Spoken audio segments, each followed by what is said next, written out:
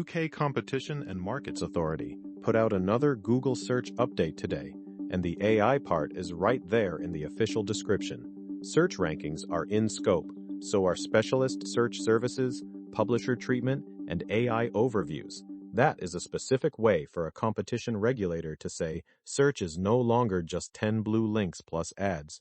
It's a ranking system, a summary surface, a traffic broker, and increasingly, the place where an answer gets generated before anyone leaves Google. And the important detail is that the CMA isn't writing a general essay about AI power. It's talking about conduct requirements. If your business depends on referral traffic, the practical question becomes simple. What does Google have to show you about how your content is used? Can you see whether it was ranked, summarized, or displaced? Right. The official UK item says the CMA is taking further action to secure a fairer deal for businesses and improve Google search services in the UK. The CMA notice names AI overviews directly, and that changes the search story from ordinary antitrust into something builders can feel. A model-generated answer can keep the user on the platform while still using the web as its raw material. That may be lawful. It also makes the measurement problem nastier. Because the old argument was already hard enough. Did the platform favor its own verticals? Did it demote competitors? And did it change traffic in a way that businesses could contest? Now add generated summaries. The site may still be crawled. The answer may still be influenced by the site. The user may never click. So the dispute moves from ranking position into attribution, traffic substitution, and whether the source can even inspect what happened. That sits next to the European Commission's Digital Decade package, also out today. The Commission is talking about structural gaps and investment through 2030 and beyond, and it names computing capacity and AI as part of the gap. So, in one morning, the UK is working through the conduct of a dominant AI-affected search surface. The EU is describing digital capacity as something that needs public mobilization, not just private cloud deals. I like keeping those separate. The UK is looking at a particular gatekeeper surface. The EU document is a capacity and investment diagnosis. France, in The Guardian's reporting yesterday, is a procurement story, moving away from Palantir toward domestic AI data tools because the dependency itself became politically expensive. Those are three different mechanisms. They rhyme, but they aren't the same policy. Yes, and that distinction keeps us out of making sovereignty sound like one giant abstraction. France's Palantir story is useful because it makes the abstraction tactile. Someone has to decide which vendor can sit near state data, what happens if access changes, which engineers can maintain the system, and whether the country can explain that choice to its own public. Yesterday, we talked about model access becoming political. Today, the newer detail is that dependency is showing up in procurement and market conduct documents, not only in arguments about frontier model exports. The G7 and China stories in CNBC add the summit layer, but they are less actionable for a builder than the official UK and EU documents. A summit can tell you where governments want the conversation to sit. A conduct requirement or capacity report tells you where someone may soon ask for logs, disclosure, investment, or a different vendor path. That's the builder version of this lead. If your product depends on a model, a search surface, a foreign cloud, or a vendor-managed data system, the dependency isn't only technical. It becomes something a regulator, procurement officer, auditor, or minister can name. The system design has to survive that naming. And surviving it means you can answer ordinary questions without improvising. Where does the data go? Who can change the ranking rule? What happens when the summary replaces the click? How do you swap the vendor if the political cost changes?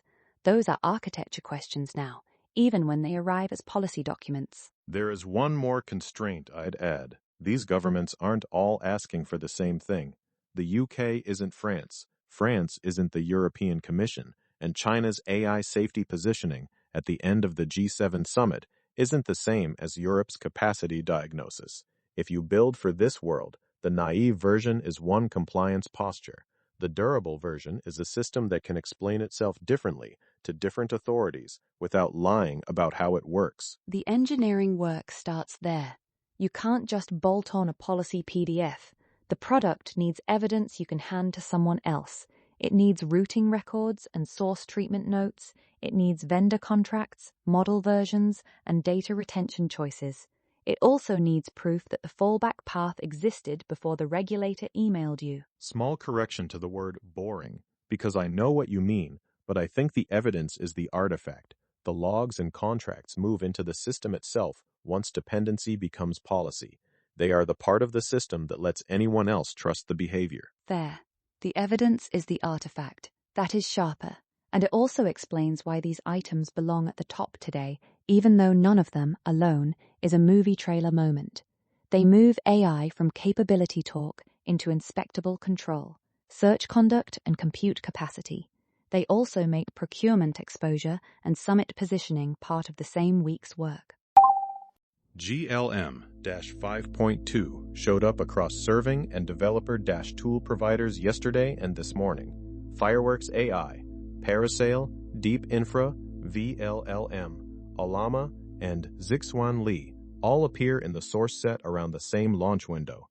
The claims attached to it are the ones you would expect people to notice. The model is described as open weight with a 1 million token context window. The launch posts emphasize coding and agentic tasks, and they point to benchmark comparisons, including SWE Bench and Frontier SWE. This is the segment where I want to be a little annoying about attribution. Those sources are mostly provider announcements. Fireworks and Parasail have every reason to describe the model in the strongest useful terms because their product is immediate access. So I wouldn't treat the benchmark claims as settled. I'd treat the same-day support as the news. Exactly. GLM-5.2 hasn't been crowned by independent evaluation. More interestingly, an open-weight coding model appeared and had hosted inference within hours. Local runner support and framework attention followed in the same launch window. Ollama's post matters differently from Fireworks' post. vLLM matters differently from Parasail. Together, they tell you whether a model is actually usable by developers who didn't train it. And the 1 million token context claim is very tempting to overread. A 1 million token context window isn't the same thing as 1 million tokens of reliable reasoning. It could be excellent for repository search, long logs, legal documents, and multi-file repair. It could also be expensive memory with mediocre retrieval inside the model. You find out by running the tasks that hurt, stale instructions, repeated symbols, long-range dependencies, and tool calls after a lot of irrelevant text. There is also a distribution lesson. A few years ago, an open model release could feel like a PDF, a weight dump, and a weekend of people trying to get it to run. This cluster looks more like a coordinated arrival into the practical paths, hosted APIs and local runners. Inference engines and benchmark screenshots arrived alongside them. That changes the evaluation rhythm for builders. You don't have to spend the first week making the model boot. You can spend it asking whether it behaves. The test I'd run isn't glamorous. Take a repo you know. Give it a failing test with a small, misleading clue. Give it a long issue history where the answer is halfway down. Ask it to make the smallest patch and then explain why it didn't touch the neighboring files. If the model can keep that boundary over a long context, the context window is giving you something usable. And if it can't, the model can still be valuable. A model doesn't have to be best at everything to matter when it's available in the places developers already run experiments. The previous few Braid episodes kept circling fallback access and provider concentration. I don't want to replay that today. The fresh point is more operational. Day zero availability compresses the distance between model announcement and local comparison. There is a social dynamic there too. Once the model is on Fireworks, Parasail, DeepInfra, vLLM, and Ollama, the benchmark argument leaves the vendor slide pretty fast. People can test it against their private tasks. They can measure latency and cost. They can test context behavior, tool use stability, and whether the code patch survives review. Open weight models get sorted in those private tests. My short version of the GLM segment is strong claim, fast distribution, unresolved behavior. That is enough. It isn't a revolution in the craft by itself, and it isn't a nothing burger. It's a model release that arrived with the interfaces already available, and that makes the first 48 hours much more informative. One caveat for anyone testing it: don't only ask whether it can solve the benchmark-shaped task. Ask whether it can recover from being wrong. The agentic coding claim depends on correction loops, not just first answers. A model that writes a plausible patch and then doubles down when the test fails is a different tool from a model that can inspect its own mistake. Jim Fan posted about Empire yesterday, describing autonomous physical research with AI agents and robots. Today's source set pairs that with Odyssey's funding story, SiMa.ai's deployment tooling, Qwen Hard Robot Nav, Muse VLA, and a Kairos World Model paper. This is the easiest cluster to inflate, so I want to make the claim narrower. Physical AI is accumulating a stack around the model. That boundary helps. A browser agent needs tools, permissions, memory, and a way to inspect the result. A physical agent needs all of that, plus sensors, calibration, robot hardware, simulated or recorded environments, safety limits, and evaluation that doesn't reduce to a screenshot. The cost of a mistake isn't only a bad answer. It can be a dropped object, a failed grasp, or a robot choosing the wrong signal. Qwen-Robot Nav is a good example because the abstract is very explicit about reconfiguration. The paper says agentic navigation systems need a base navigation model whose observation strategy can be externally reconfigured at inference time. It describes task modes and controllable observation parameters, including token budget and per-camera weights. Then, says an upper-level planner can switch task mode and context strategy mid-episode. That is an agent architecture hiding inside a robotics paper. The lower model handles perception and planning over a visual stream. The upper planner decomposes the goal and changes how the lower model observes. It's a familiar pattern from software agents, except the observation budget is cameras, history, and physical context instead of files and browser tabs. The numbers from that abstract matter mostly as scale markers. Qwen-Robot Nav says it trained on 15.6 million samples and reports favorable scaling from 2 billion to 8 billion parameters, with zero-shot generalization to real-world robots across diverse environments. I wouldn't turn that into a universal robotics claim from the abstract alone. I'd say the model is explicitly designed to be called repeatedly by a planner that changes the task and observation strategy. Muse VLA pushes the sensor side. The paper says most vision language action robotics models rely on RGB, then introduces a model that can choose thermal, audio, or millimeter wave radar as on-demand tools. It generates a sensor token and target description, turns the reading into a grounded sensor image, and uses that for action.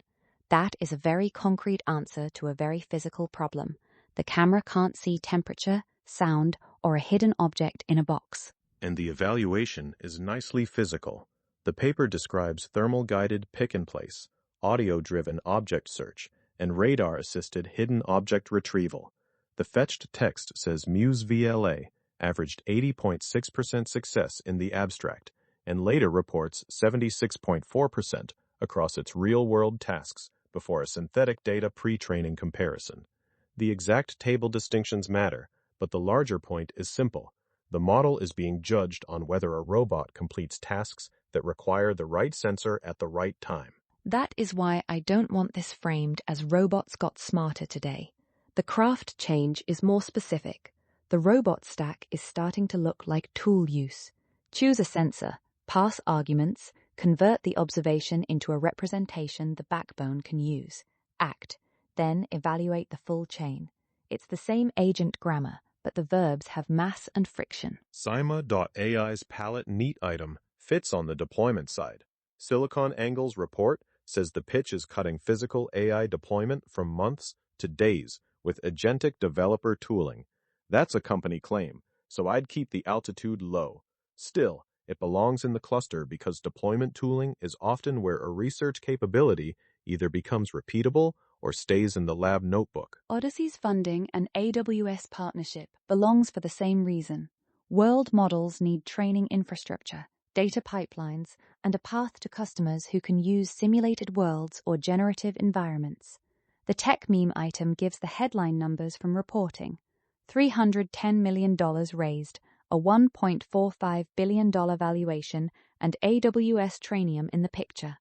That isn't proof of capability, it's proof that capital is assembling around the physical world model layer. So the balanced read is physical AI didn't suddenly become solved on Wednesday, June 17th. What happened is that several pieces of the stack became visible at once. Autonomous lab work claims, world model financing, robot navigation, sensor as tool architectures, and deployment tooling are all trying to reduce the gap between a model that can talk about the world and a system that can act in it. And the systems that matter will probably be the ones with concrete verbs in their logs. A useful trace might say that the robot selected a thermal sensor, localized the target, switched task mode, failed a grasp, and retried with an updated view. Those records will tell you more than a polished demo reel, because embodied agents need traceability as much as they need intelligence. NVIDIA published its Blackwell MLPerf training 6.0 post yesterday.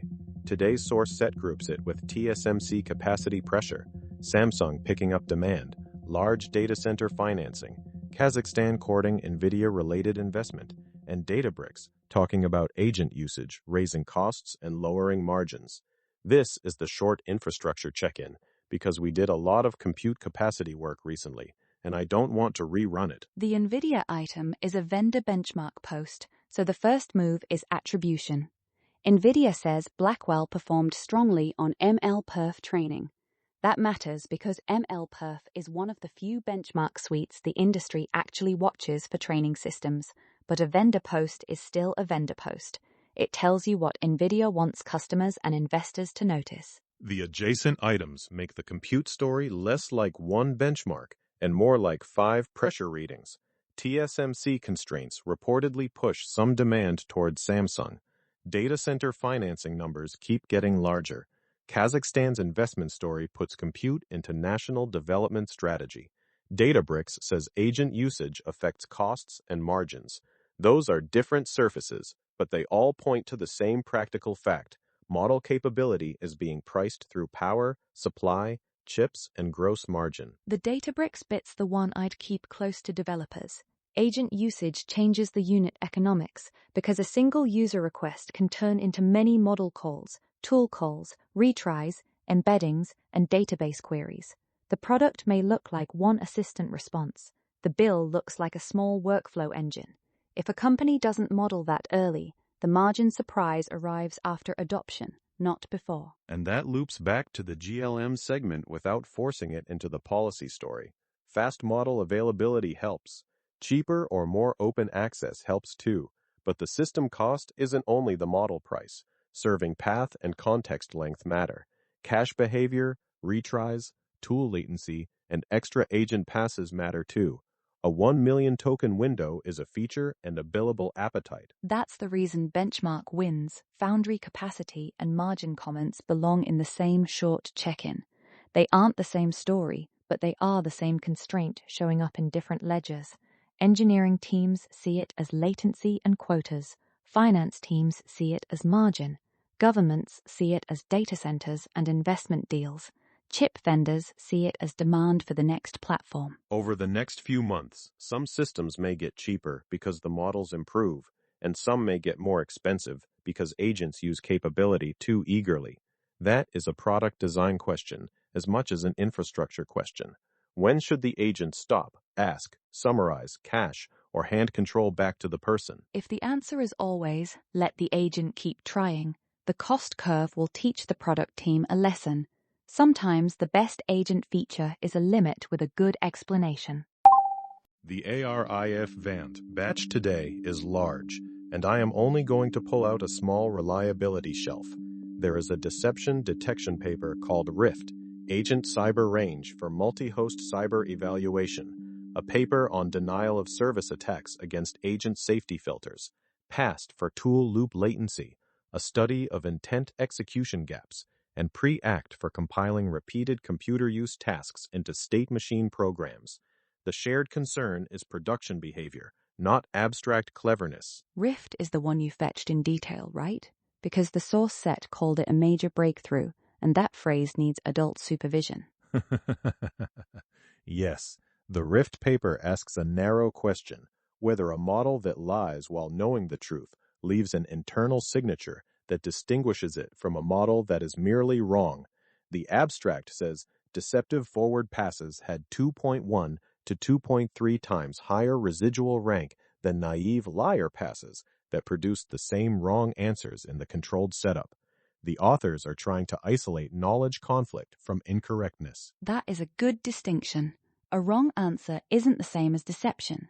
If you can't separate those, your detector punishes ignorance and lying the same way, which is useless for safety work. The paired design matters because the visible output can be identical while the internal state differs. The paper's stronger claims are impressive, but should stay inside the author's stated boundaries.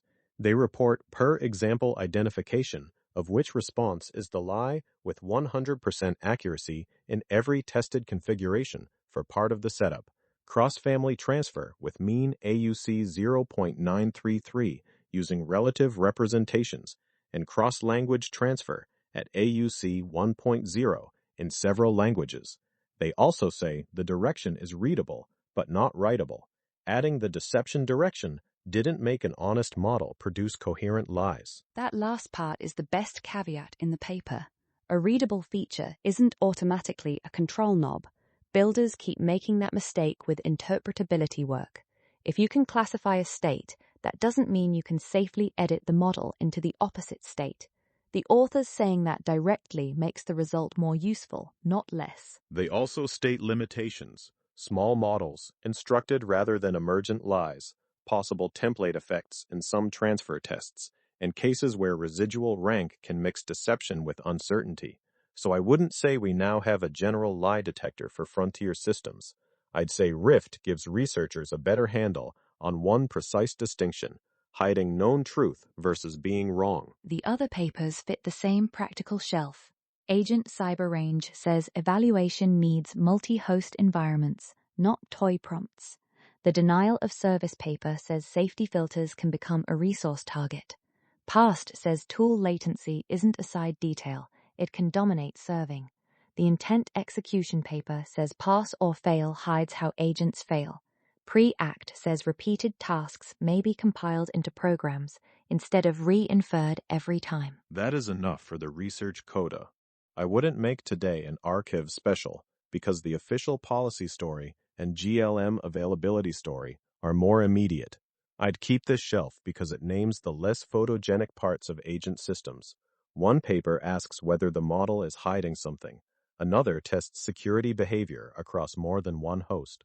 Others look at attacks on the safety layer, tool loop latency, and the gap between intending the right action and executing the wrong one. And all of those are closer to the actual craft than another leaderboard row.